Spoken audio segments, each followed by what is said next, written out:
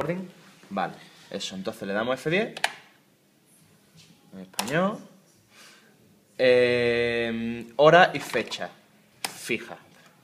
Son las 20 no sé qué, eso lo dejamos bien puesto.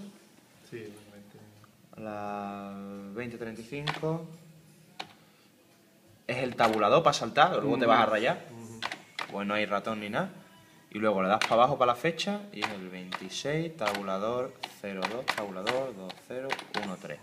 F10, aceptar, guardar cambios y salir. ¿Vale? ¿Listo? Y debería de...